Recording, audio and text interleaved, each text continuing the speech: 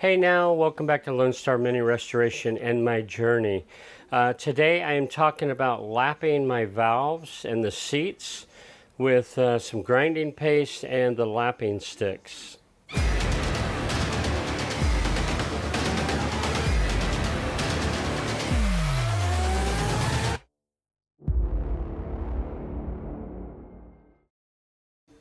Right, before I get started, I just want to say thank you to a few people because my videos are basically, I'm documenting my journey, right? There are some fantastic people out there doing a smash up job on all things Mini. I mean, outstanding. Keith Miller with Classic Mini Workshop.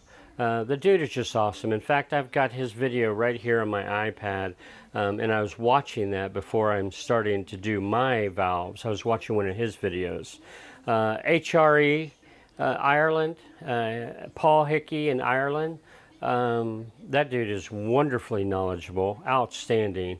But I also have to, outside of the incredible expertise, and Cole, I've watched a couple of his videos recently and trying to determine a few things with Classic Mini DIY, outstanding. But also, there's a few people out there. You know, I've made some fabulous friends via YouTube. I would have never have thought that. And I've been communicating them on a semi-regular basis. A couple new ones, one new and one not so new recently,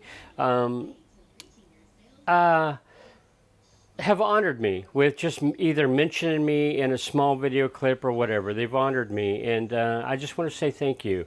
Dancing Alone, I have a little clip for you. Dancing Alone, this is for you. This is where I was when I started watching your video, and I thought it was fitting. Crunch, as you started your video with crunching metal. I've been going to the gym recently, and when I go to the gym, I pull up Mini YouTube and I watch YouTube videos now because sometimes I'm seated on a bike or an elliptical machine or a treadmill or something out when I'm not doing the machines, the workouts. When I'm doing one of those, I put my phone there and I watch a YouTube video. And lately I've watched two, one by Dennis Wellard, who basically just thanked me for a sign that he won, and he put it on his mini shell and he put it up on YouTube for me. So thank you, Dennis. That's very nice.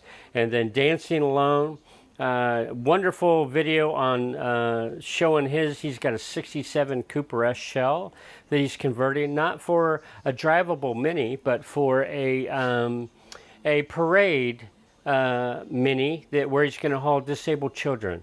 You're awesome, dude. I don't know your name. All I know is your YouTube title. But thank you. You also honored me in your video by putting my name on the side of your rusted shell. Actually, the rust kind of looks good, you know. And also, I wanted to make a point that my journey includes a lot of mistakes. When I watch my videos, when I go back and watch my videos, I realize that, Randy, that was all wrong. What you said was wrong. Or, dude, you forgot to say this. Or, dude, no, that just wasn't right. And so I make mistakes all throughout the way. If my videos, again, are documenting my journey. I'm learning. Now, maybe when I get to my 64 Cooper, then I'll have some knowledge that I can share. Right now, I'm learning. And so, meanwhile, hop on over. If you're trying to really do something, hop on over to Keith Miller, Cole, or Paul with HRE. Hop on over to those guys because they're the guys that really know their stuff. But I'm happy to have you because I've made some wonderful friends. If you want to follow along and watch my journey, fantastic. Love to have you. All right, so I'm going to get on it. Before I begin lapping the valves and the seats, the first thing I did was I took a wire brush and a nylon brush actually and got inside these heart-shaped cavities and cleaned them up. And they turned out rather well. It's nice and pretty metal right now. It's nice and shiny. Of course, I cleaned the top of the valves a little bit as well. All right, so, and one of the first things I did, what Keith Miller did on his, is if you can grab the top of this with your fingernails and then kind of wiggle it to see what kind of movement there is between the shaft of the valve and the sleeve inside. And to my wonderful, not surprised, but I'm very pleased that there's no wiggle in this one. I mean, it's, okay, maybe there's a little bit. But I've gone through and I've checked them all, and I am quite pleased with these suckers. They are, there's like no movement whatsoever. Whether I shake it from up here or down at the bottom underneath where my other hand is right now, so I can pop that up and down. Whether I shake it from down there or up here, like right now I'm at the top, and there's no wiggle room. So I'm pleased with the fitment of the shaft in there. So that I'm pleased with. So now, cleaned up, I checked the slop. There's very little, if any. Some of them have none. And now I am going to work on lapping. Okay, the first thing I'm going to do is I'm going to put a little bit of oil on this. And again, I am following Keith Miller's, one of his videos. So just to help this, I guess, slide up and down the sleeve a little bit better. And for now, I'm only going to do, I believe that these valves are pretty good as it is. So I'm just going to do the fine. I'm going to use the fine paste. You see here. And Keith warns, try not to get any of this paste down into that sleeve. So I am going to do my best just to get just enough along the edges. Now I've never done this before, so I don't have a feel for, I know I don't want to use a lot because I don't want to get it down in the sleeve, but I'm going to make sure all the edge is covered. All right.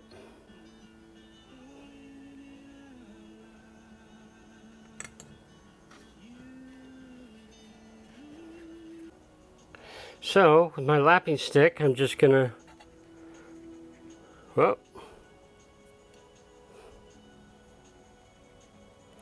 well, there we go. There we go. Starting to spin now.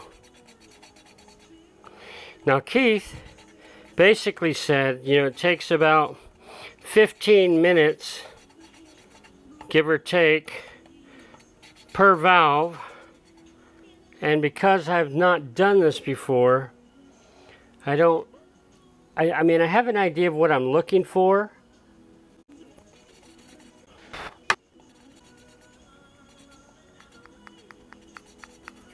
Back and forth.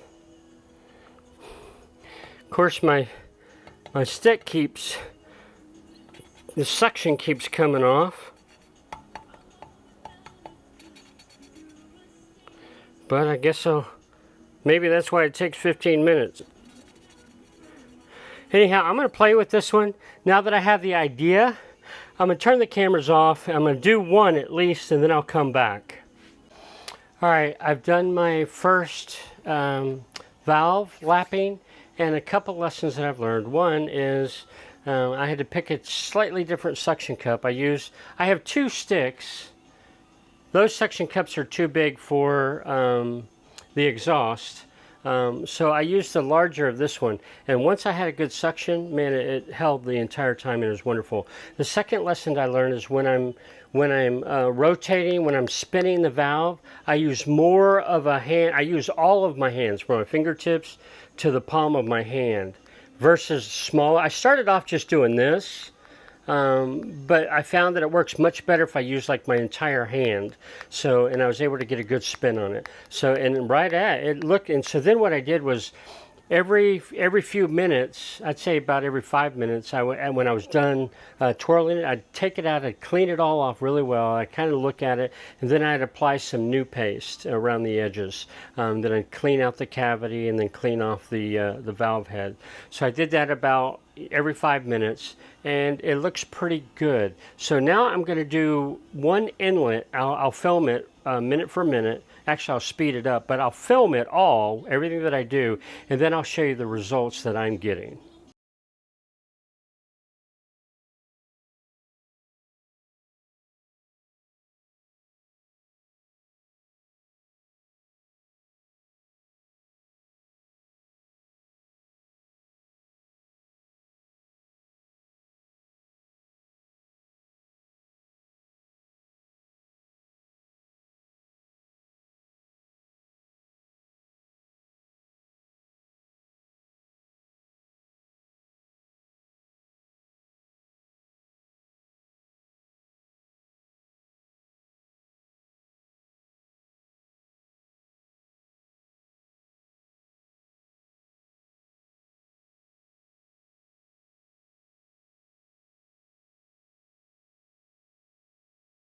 All right, so let's have a look. So I've done both the exhaust and the inlet of cylinder 4 only so far.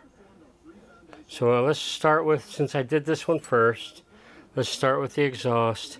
And let's see if I can show some light in here. I don't know if it can be seen, but there's a beautiful dull gray clean metal ring going around the edge all the way around. And likewise here on the valve, this looked like that. I mean, it was all burned or, you know, whatever, abused. But now look at it. I mean, look at that edge. So it's nice and clean, and that's what the seat looks like as well. So I think, you know, maybe I need to clean it up a little bit more, but I think the job is well done. Just clean it out a little bit here.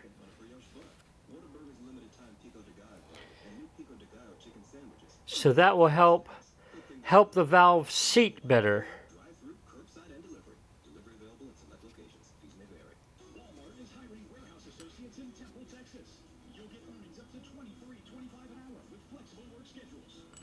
Let's look at the inlet. The inlet, again, you can see right around the edge, it's got that dull, nice, clean metal look all the way around the circumference. And same with the valve. Used to look like that, and now it looks like this. So I could probably stand to do it a little bit longer. But I believe it's looking much better than it did. See how Square can help connect every side of your business by visiting square.com/go/connect. That's square.com/go/connect. All right. So now, if you notice, see the wall between exhaust and inlet? That's almost knife edge sharp. Now, these two valves are sitting below that knife edge, and the fact that I think they're seated well, I hope that's acceptable. Now that knife edge does flange out into thicker, but right at the top you can see it looks like a knife edge. Good, bad, indifferent? I don't really know. I don't have experience with that. However, all right, so cylinder 1 done, and I'm going to move on. All right, for my documentary and education, at least I have that now documented. I am going to move on off camera, and I'm going to finish valves 2, 3, and 4, exhaust and inlet. So I won't capture that, but I think what I'm doing is accurate, and I'm going to keep going, and I'll just call this one a particular wrap. Lapping my valves. I think it's a successful job. Thanks again for tuning in to my journey and my documentation of my mini restoration. Bye just now.